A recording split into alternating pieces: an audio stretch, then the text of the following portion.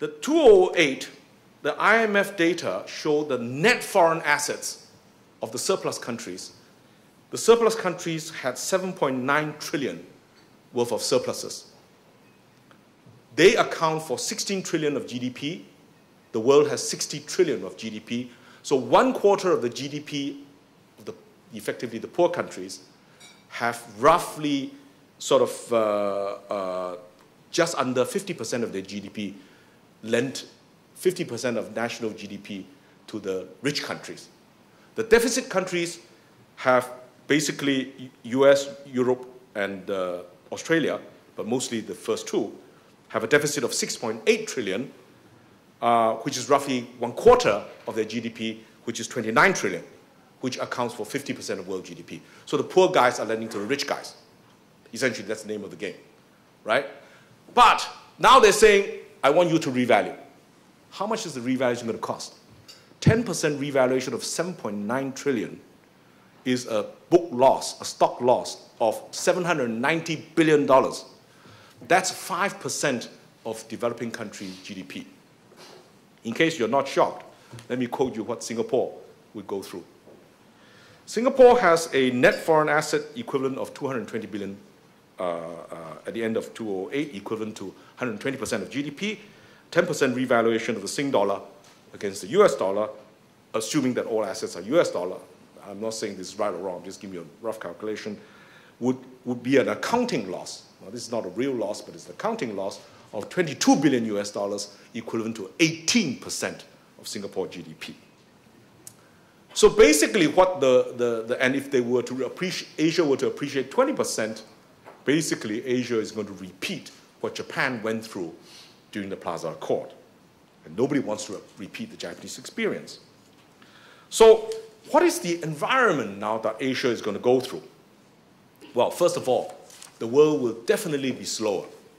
Okay, the US is going to be slow, Europe's going to be slow, Japan is going to be slow. The only one growing reasonably fast is China. But as you know, the recent demographic studies show that it's quite possible that even Chinese growth is peaking. So the only other one that's growing is going to be India, and and maybe the Africa as well as Latin America, but they are too small to make a real difference. So what are the future landscape going to be? The IMF has presented a very good paper, which my paper is very up to date. I'm actually using October publications by the IMF, right? And they say that what is the future landscape going to be like? And they say, well, the financial system is too complex and opaque. The financial system is over-leveraged.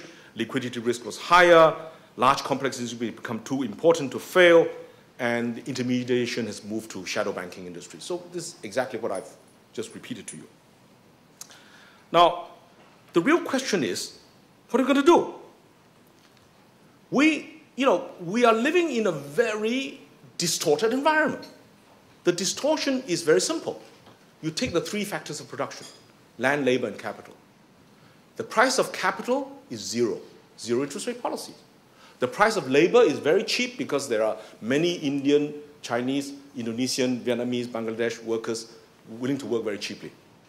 So if these two prices are below market, what is the land price? Way above market, which is exactly what we're seeing, right? So the issue is that we don't know how to solve this because we cannot do this alone. If we try to raise interest rate, there are a ton of money coming in. We can't stop it, right? So Asia is now in this unenviable position of too much money coming in, exchange rate revaluation causing both a stock loss as well as a structural adjustment, and a growing asset bubble, which Singapore, Hong Kong, are already very, very concerned about.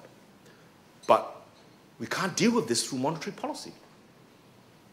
Right? That's the Japanese experience. You use monetary policy, you'll fail. You can't lower interest rate below zero. Okay?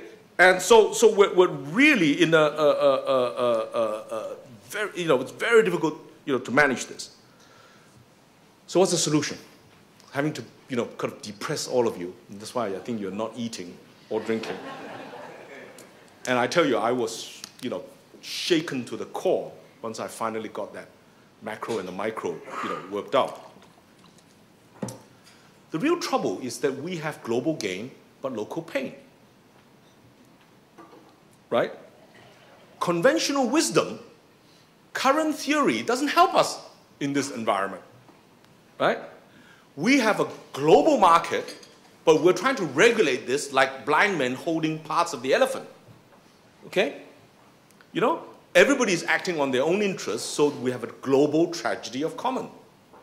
We can't act, and it's a race to the bottom. Okay? Now, people say, well, capital flows. But capital flows is an effect. It's an effect because it is highly leveraged. No central bank will find it easy to defend against, the barbarians at the gate, because the barbarians at the gate are leveraged. They put 1% down to 3% down, and they can play 100 of your local currency. The central bank uses only the domestic, and it's not easy. And this is what happened in Asia during the Asian crisis, right? So how do we actually deal with this? And that's why people are now talking about, capital controls. The real problem is that the conventional theory during the Asian crisis said all evil is local. You victims are responsible for all your problems, you fix it. Today, they're saying all evil is global. Right? It's other people's problems. It's you guys savers' problems. You're causing all these problems to me. But, so I suddenly realized our teachers are actually talking their own book. Right? They talk one thing and they practice another. So, what's the solution for this? So we come back to Dr. Goh's very famous phrase, which I still remember, right? It's the golden mean.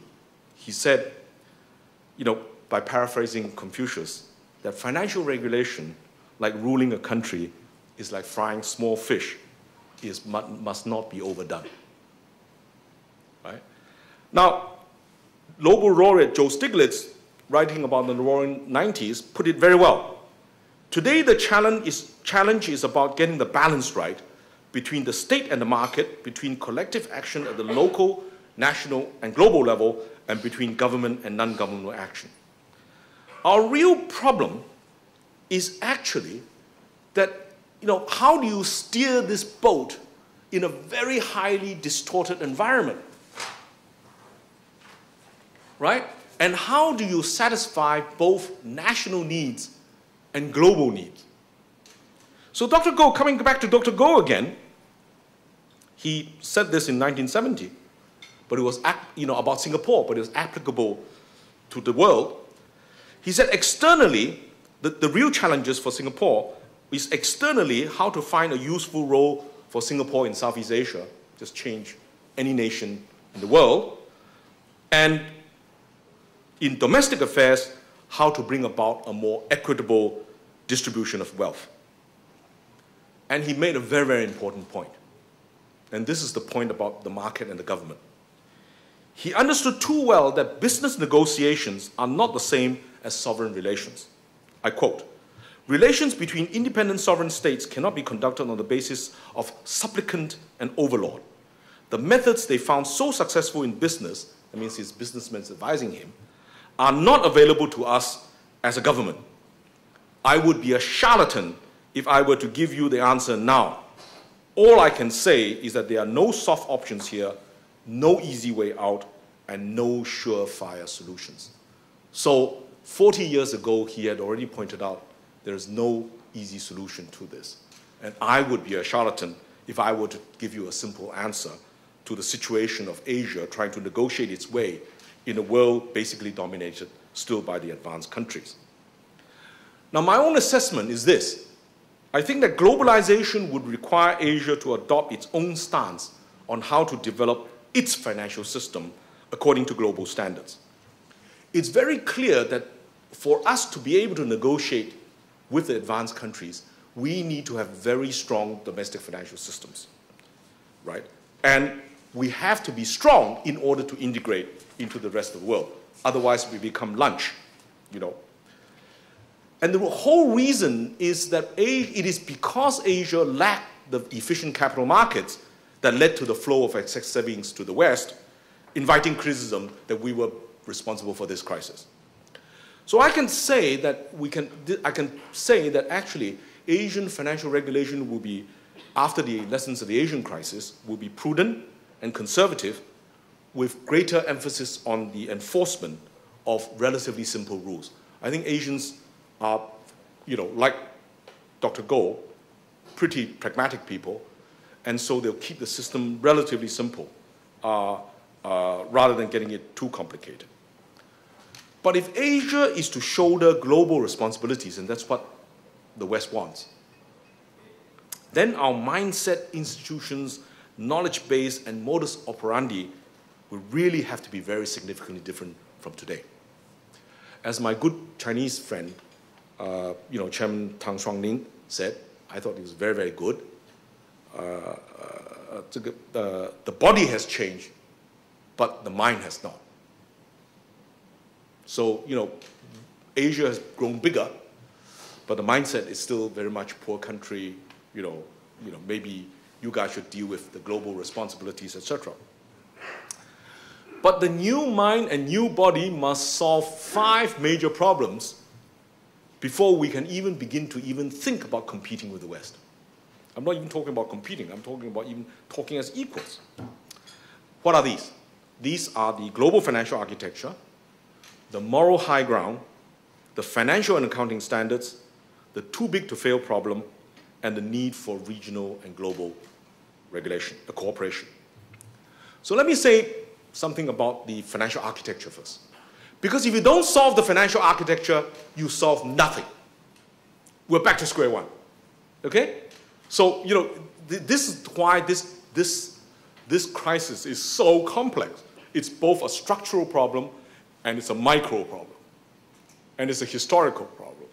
And it's a path-dependent problem. The United States has got into the soup. It doesn't know how to get out of it. And, you know, and it will have big impact on everybody. When the elephants make war, you know, the grass gets trampled, right? Of course, when elephants make love, the grass also gets trampled. Now, the issue here is this. There's no way Asia can challenge the dollar and the euro as the reserve currency within the next 20 years. I don't think that's not, you know, even within the kind of ballpark.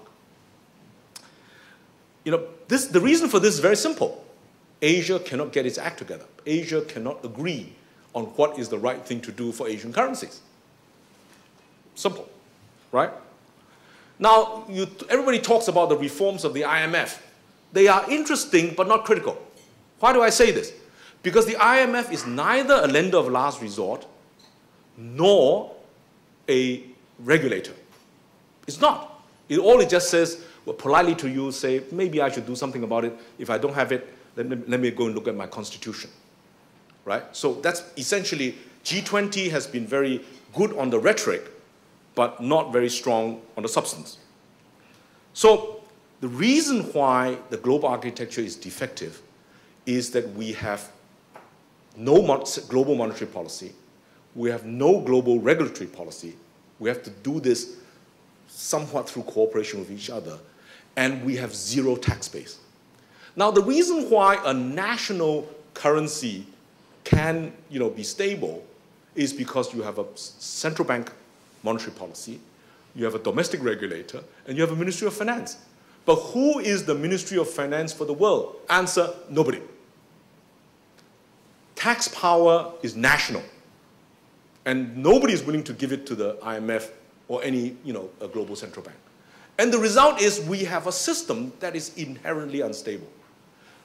Europe found this because that's exactly what Europe found.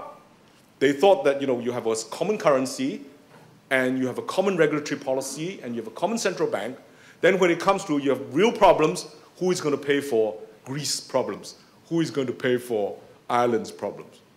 The answer is, last minute you've got to patch up an agreement, and let's hope that Germany, which is the major surplus country, will agree, right? So, you know, this is a major problem that cannot be solved. But I'm proposing that the financial turnover tax, which is the Tobin tax, and the financial services tax be implemented within Asia, and we agree on this, because this is now already official policy of Europe. It's the Americans who don't agree with it. But actually, the Europeans have already agreed on the turnover tax. But the national governments have not endorsed it. But European Commission official policy is already for both. And I think that's the right thing to do, because if we don't solve this, we don't solve some of the volatility even within Asia.